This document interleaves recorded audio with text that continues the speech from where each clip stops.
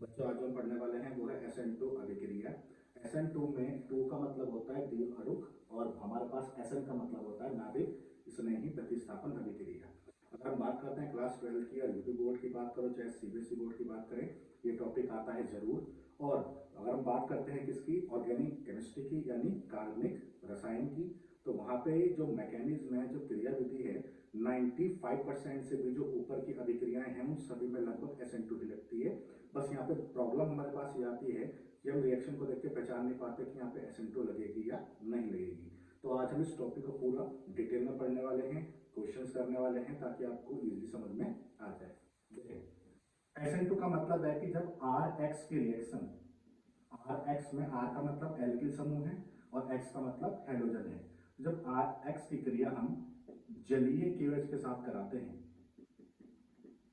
तो अल्कोहल बनता है। जलीय को हम शॉर्ट में AQ भी लिख सकते हैं। AQ का मतलब होता है एक्वस।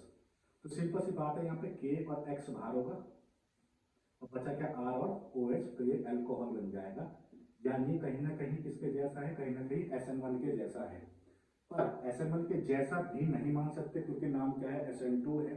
तो फिर इसकी क्रियाविधि से चेक करेंगे कि ये SN1 से अलग क्यों है। देखिए क्रियाविधि की बात करें तो ये रिएक्शन सिर्फ एक चरण में होती है, यानी केवल एक चरण में होती है।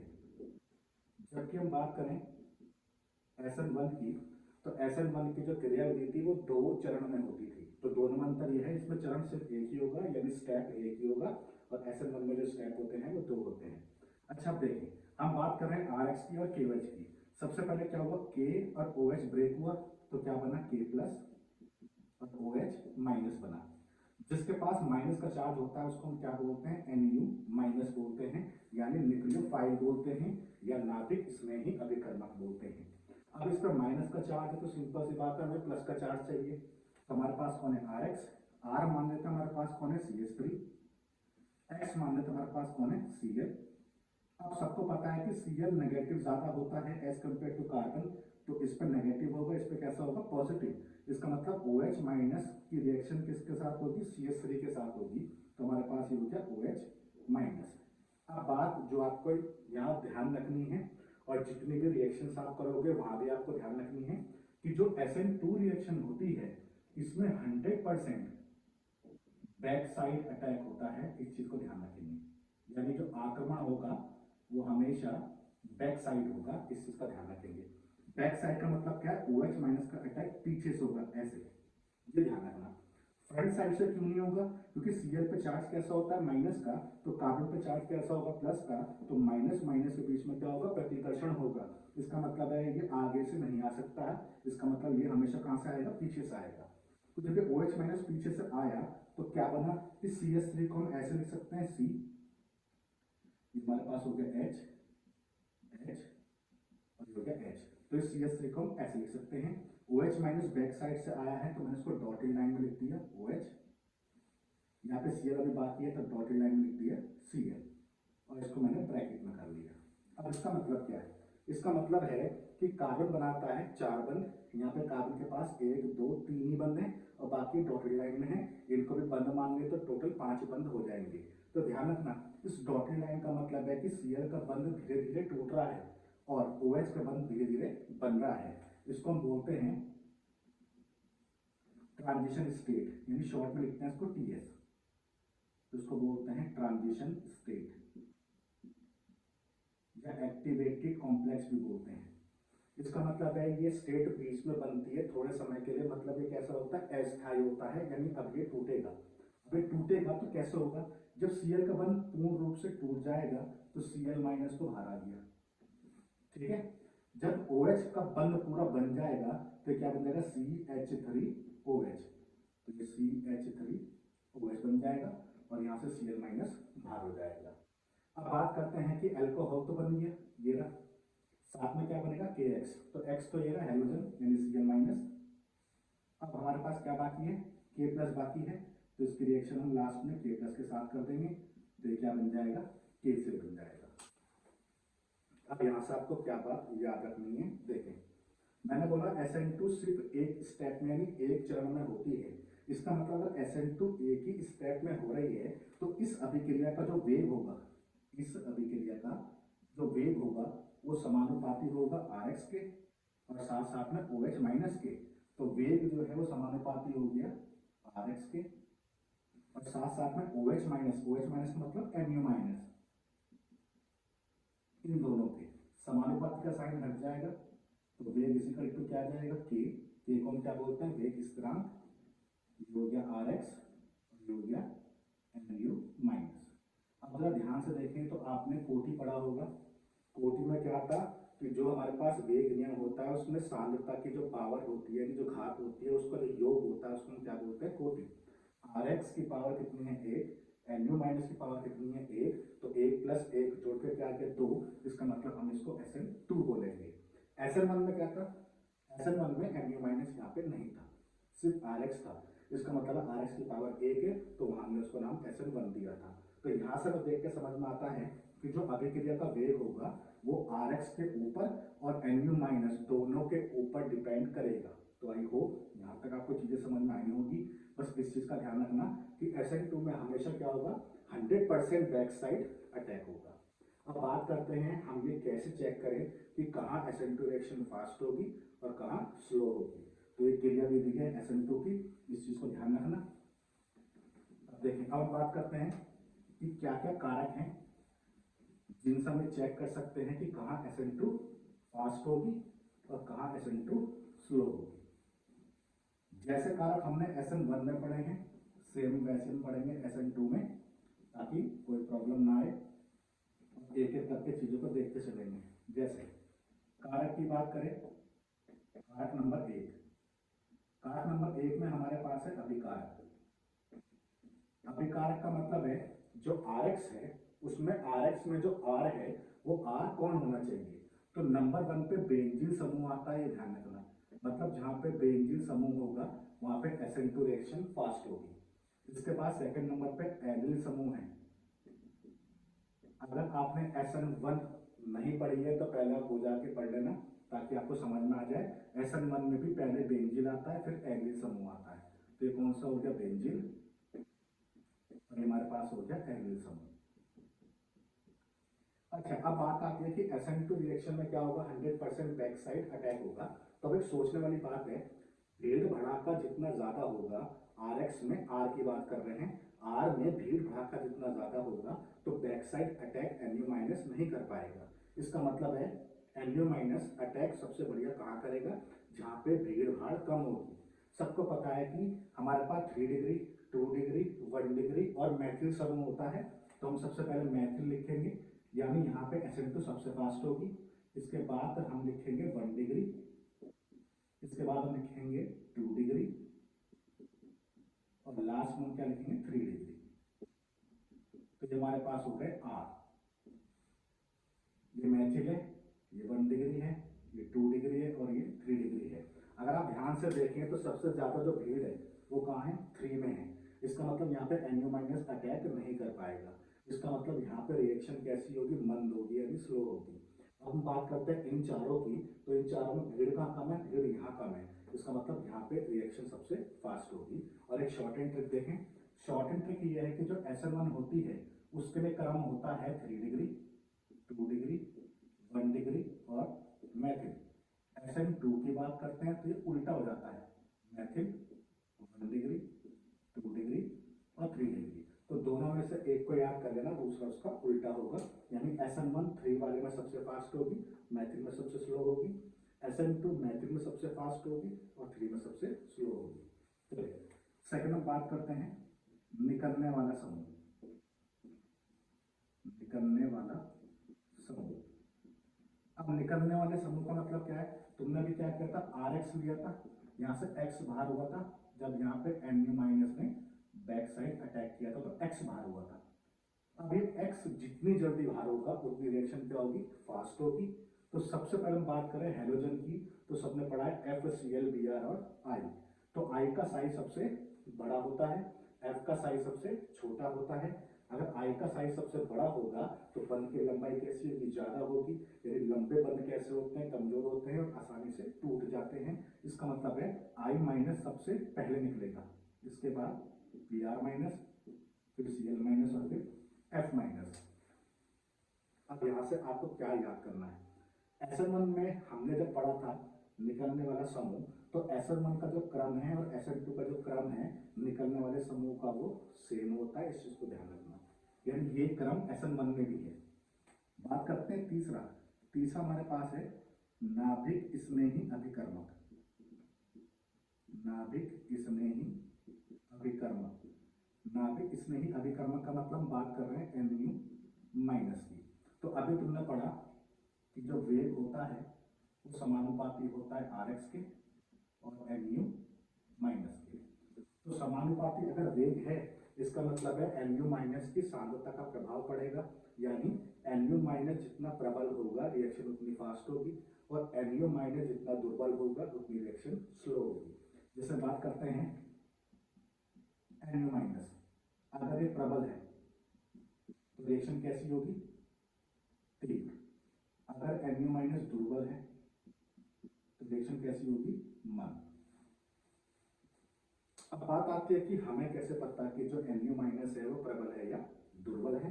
तो इस चीज को देखें, जैसे हम बात करते हैं 12th की, तो 12th लेवल में हम समूह की बात कर लेते हैं। अगर आप समूह की बात करते हैं, समूह का मतलब ये आवर्त सारणी होगी।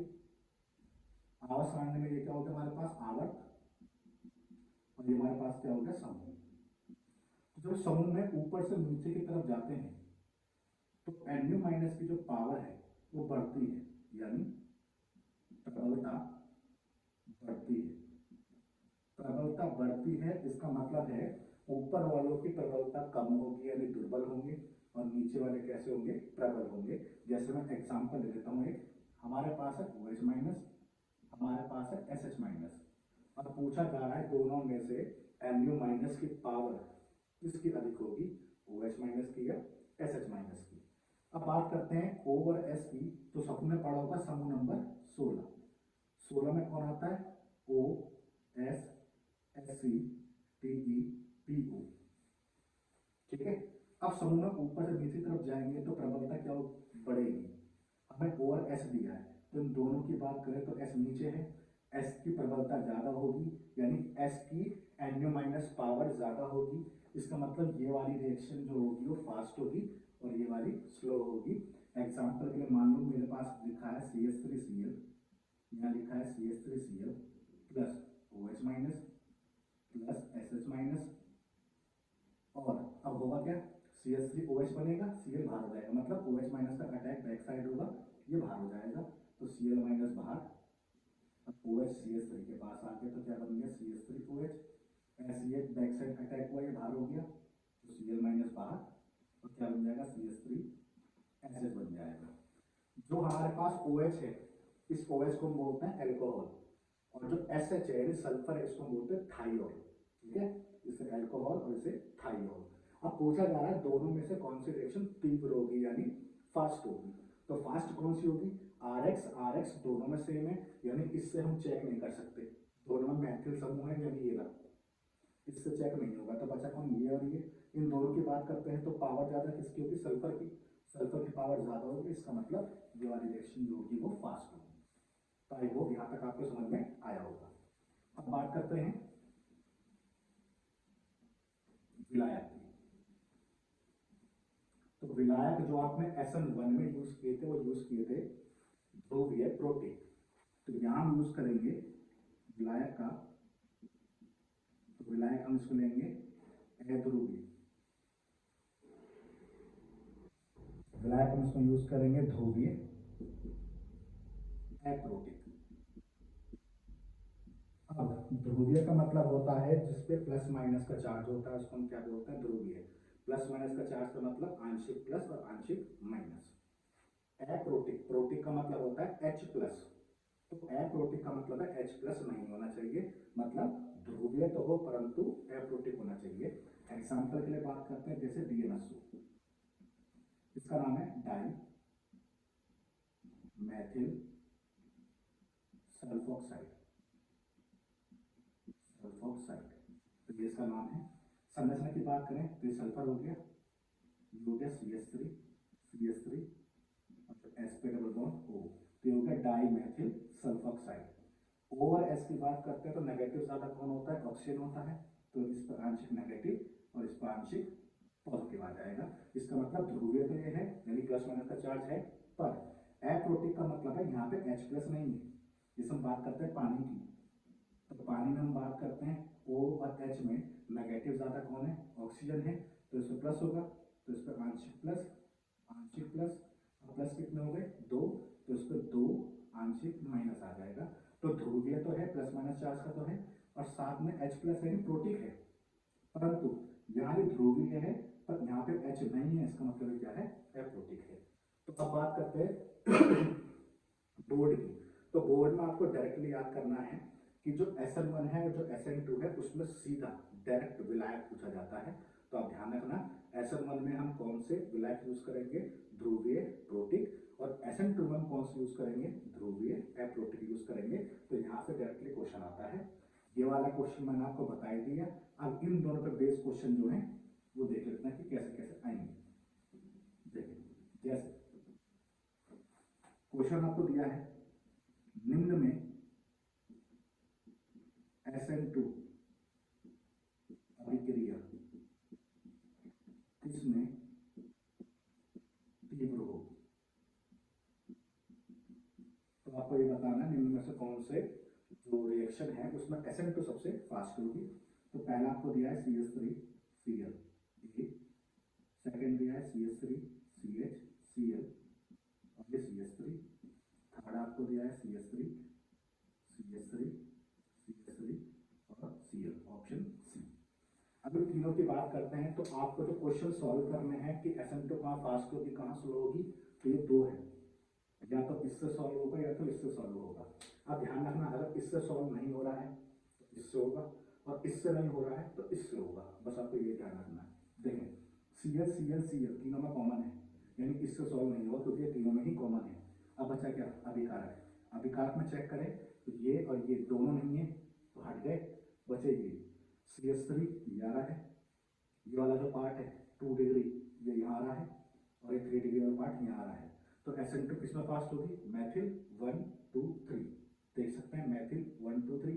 तो मैथिल यानी ये तो सबसे फास्ट जो होगी SN2 किसमें होगी, पहले वाले में होगी। और पूछा जाता है SN2 किसमें मंद होगी, तो मंद किसमें होगी, 3 डिग्री वाले में होगी, जो कि हमने लिखा है। ठीक है, चलो और क्वेश्चन देख लेते हैं। जैसे जिसमें दिया पहला Cl, दूसरा Br और तीसरा I, और जो चौथा में दिया है वो मान लो F दिया है। पूछा जा रहा है कि इनमें से SN2 अभिक्रिया किसमें तीव्र होगी। इन चारों की बात करें तो अगर आपने ढंग से पढ़ा होगा तो ये 1 डिग्री है, यानी जो R है वो सारे 1 डिग्री है। जिसको ना पता हो वो ध्यान रखना, हैलोजन जिस कार्बन से जुड़ी है वो कार्बन डायरेक्टली एक कार्बन से जुड़ा है। डायरेक्टली चेक होता है, बगल वाला चेक नहीं होगा कि और कितने कार्बन है, उसका मतलब नहीं है। हैलोजन जिस कार्बन से कनेक्ट है वो कार्बन डायरेक्टली कितने कार्बन से कनेक्ट है, तो ये वाला कार्बन डायरेक्टली कनेक्ट है एक से, यहाँ भी एक से एक से एक से, इसका मतलब है सारे के सारे क्या है 1 डिग्री। अब ये सारे सारे 1 डिग्री हैं तो इसका मतलब इससे सॉल्व नहीं होगा। हम सेकंड वाले पे आ गए, आई पे सबसे फास्ट होगी, एफ पे सबसे स्लो होगी। इसका मतलब चारों में आई Br Cl और एफ में सबसे फास्ट कहाँ होगी, सी वाले में होगी। अब पूछा जाता सबसे स्लो कहाँ होगी, सबसे मंद कहाँ होगी, तो मंद कहाँ होगी, एफ वाले में होगी, यानी यहाँ होगी। तो आई होप यहाँ तक आपको समझ में आया होगा। और क्वेश्चन देख लेते हैं ताकि SN2 जो है वो आपको 100% आसानी से समझ में आ जाए कि करना कैसे कैसे। देखें मान लो अगला आपको दिया है ये ऑप्शन ए,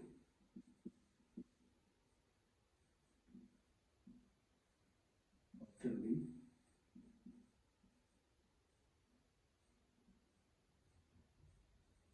ऑप्शन सी, और क्या पूछा है SN2 किसमें तीव्र होगी, ये पूछा हुआ है, ये आपके पास क्वेश्चन हो गया। अच्छा ध्यान से देखें तो हैलोजन Cl कॉमन है, यानी इससे सॉल्व नहीं होगा, तो फर्स्ट वाले पे जाएंगे। फर्स्ट वाले में बात करें तो बेंजीन समूह है, नहीं है क्योंकि यहाँ पे बोला है, जो बोला नहीं है यहाँ तो बेंजीन नहीं है, ये भी नहीं है, ये भी नहीं है, बचा ये सब। अब ये सब में CH3 ये तो कुछ है ही नहीं, तो हम यहाँ से कैसे क्वेश्चन सॉल्व करेंगे, डिग्री के हिसाब से, 1 डिग्री 2 डिग्री 3 डिग्री। देखें Cl जिस कार्बन से कनेक्ट है वो एक कार्बन से कनेक्ट है डायरेक्टली, तो डिग्री कितनी होगी 1। Cl जिस कार्बन से कनेक्ट है वो डायरेक्टली दो कार्बन से कनेक्ट है, तो डिग्री कितनी होगी 2। Cl जिस कार्बन से कनेक्ट है वो डायरेक्टली 1 2 और 3, तो डिग्री कितनी होगी 3। अब आपको पता है कि डिग्री की बात करते हैं तो सबसे फास्ट कहाँ होगी 1 डिग्री में, और सबसे स्लो कहाँ होगी 3 डिग्री में। तो 1 डिग्री वाला कौन सा है, वो ये है, यानी SN2 रिएक्शन यहाँ सबसे फास्ट होगी। तो आई होप यहाँ तक आपको समझ में आया होगा। ये क्वेश्चन और देखें, जैसे मान लो आपको दिया है CH3 CH3 CH3 CH2 Cl, second दिया है CH3 CH3, जैसे कर लेते हैं CH3 CH2 CH2 Cl, ये ऑप्शन बी। और आपसे पूछा जा रहा है SN2 किसमें फास्ट होगी, यानी SN2 किसमें तीव्र होगी। तो भैया ध्यान से देखना, आपको करना क्या है, हैलोजन हैलोजन सेम है, यानी इससे सॉल्व नहीं होगा, इससे सॉल्व करेंगे। देखें Cl जिस कार्बन से कनेक्ट है वो कार्बन डायरेक्टली एक कार्बन से कनेक्ट है, तो इसकी डिग्री कितनी होगी 1। ये 3 डिग्री नहीं है, ध्यान रखेंगे। हैलोजन जिस कार्बन से कनेक्ट है वो डायरेक्टली एक कार्बन से कनेक्ट है, इसलिए डिग्री इसकी 1 है। सेम यहाँ हैलोजन जिस कार्बन से कनेक्ट है वो डायरेक्टली एक कार्बन से कनेक्ट है, तो इसकी डिग्री भी कितनी होगी 1। अब यहाँ पे केस फंस गया कि दोनों की डिग्री 1 है। अब जब दोनों की डिग्री 1 है तो फिर हम इसको कैसे सॉल्व करेंगे, तो SN2 का जो कॉन्सेप्ट है वो ध्यान रखना, 100% क्या होगा, बैक साइड अटैक होगा। तो बैक साइड अटैक करने के लिए मैंने बोला था भीड़ नहीं होनी चाहिए। देखें ये N- है, जब ये बैक साइड आएगा तो भीड़ देखो कितनी है, और बैक साइड भी कहाँ आएगा, ध्यान रखना, बैक साइड ये हैलोजन वाले कार्बन पाएगा यहाँ। तो जो CH3 है, क्योंकि यहाँ पे भीड़ बहुत ज़्यादा है, भीड़ ज़्यादा होने की वजह से जो है ये इस Nu- को यहाँ आने नहीं देंगे। यहाँ हम बात करते हैं तो Nu- बैक साइड से आएगा और हैलोजन को यहाँ से बाहर निकाल देगा, भीड़ यहाँ पे है नहीं, इसका मतलब यहाँ पे SN2 कैसी होगी, फास्ट होगी। आई होप इतना आपको समझ में आया होगा SN2 की जो रिएक्शंस हैं वो कैसे चेक करनी है। और फिर से क्वेश्चन देख लेते हैं। SN2 में बेस्ड बहुत सारे क्वेश्चन हैं और आपको प्रॉब्लम नहीं आएगी, इस चीज़ का ध्यान रखना। देखिए मान लो अगला आपको दिया है ये, और आपको दिया है ये।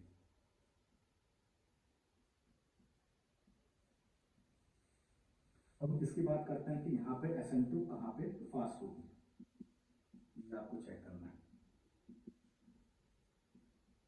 देखिए Cl की बात करते हैं तो ये बेंजीन से अटैच है, यानी क्लोरोबेंजीन है।